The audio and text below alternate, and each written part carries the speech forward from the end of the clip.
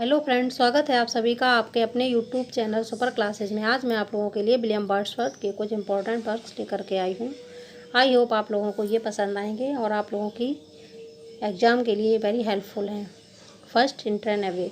Tintern Abbey जो poem है वो 1798 में कंपोज की गई थी, जब विलियम वर्ड्सवर्थ दूसरी बार अपनी सिस्टर डोरोथी के साथ टिंटन एवे गए थे। टिंटन एवे एक मठ का नाम है जो वे नदी के किनारे है।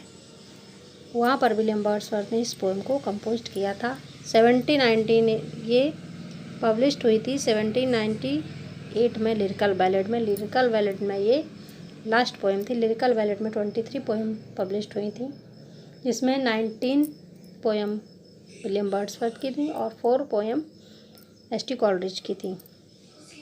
इसका जो फुल टाइटल है वो है line composed a few miles above Tinton Abbey. Next, Immortality Ode. Immortality Ode है, ये 2 पार्ट्स में कंपोज की गई थी। फर्स्ट पार्ट आया था 1802 में, 4 स्टेंजाज थे। सेकंड पार्ट में 1806 में 7 स्टेंजाज थे। पब्लिश्ड हुई थी 1807 में। रिटन इन पिंडारे कोड फॉर्म, ये एक पिंडारे कोड फॉर्म में लिखी गई थी और इसका फुल टाइटल था odd on intimation of immortality from recollection of early childhood. इसका जो फुल टाइटल है वो है odd on intimation of immortality from recollection of early childhood.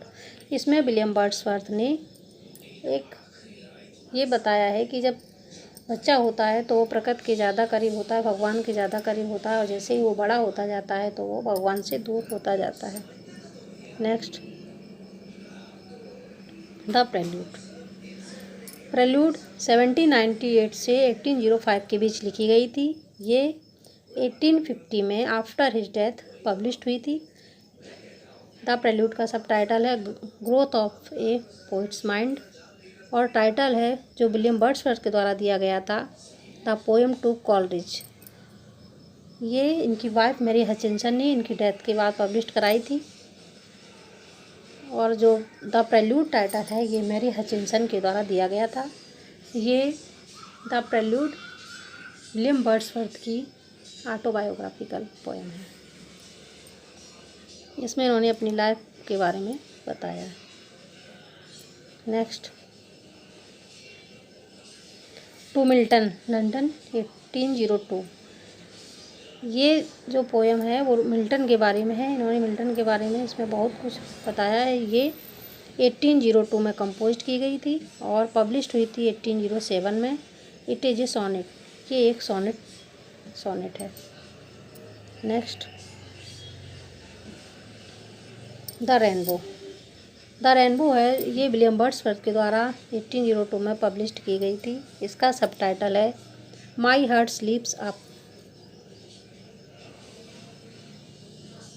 Next, Michael poem. जो माइकल पोएम है ये विलियम वर्ड्सवर्थ के द्वारा 1800 में लिखी गई थी। ये एक पेस्टोरल नैरेटिव पोएम है। ये रिलेटेड टू पुअर शेफर्ड, ये एक पुअर शेफर्ड से रिलेटेड पोएम है। नैरेटिव पोएम वो होती है जो कहानी कहते हुए पोएम होती है, उसको नैरेटिव पोएम कहते हैं।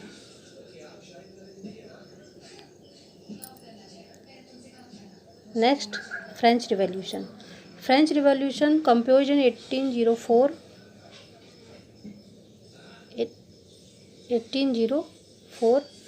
Published in 1809 in magazine the friend जो मैगजीन थी उसमें इसको 1809 में पब्लिश्ड किया गया था।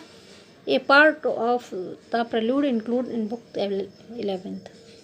ये प्रेल्यूड का ही एक पार्ट था फ्रेंच रिवॉल्यूशन, जो 11th बुक में इसका वर्णन है।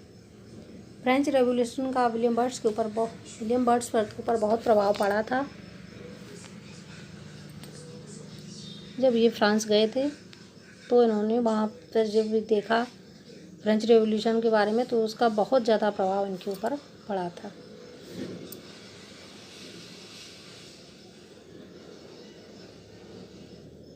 Odd to duty composed in 1805 published in 1807.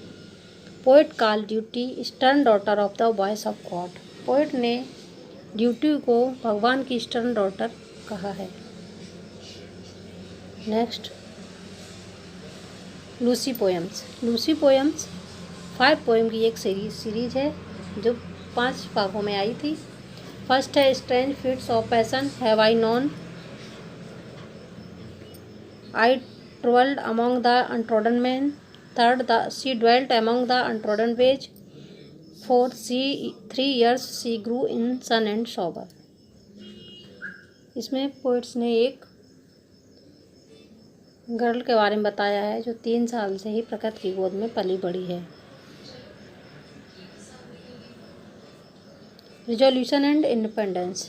Resolution and independence है, इसका सबटाइटल है the leech gatherer, written in rhyme royal stanza. ये राइम रॉयल स्टैंजा में लिखी गई पोएम है। Next, the solitary reapers, composed in 1803।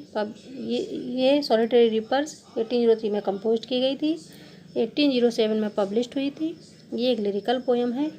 During the second tour Scotland, जब Wordsworth दूसरी बार स्कॉटलैंड गए थे तब उन्होंने इस पोएम को लिखा था।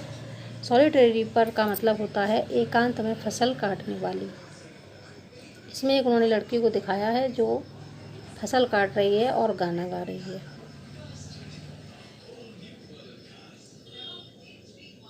गाइस, आज के लिए बस इतना ही।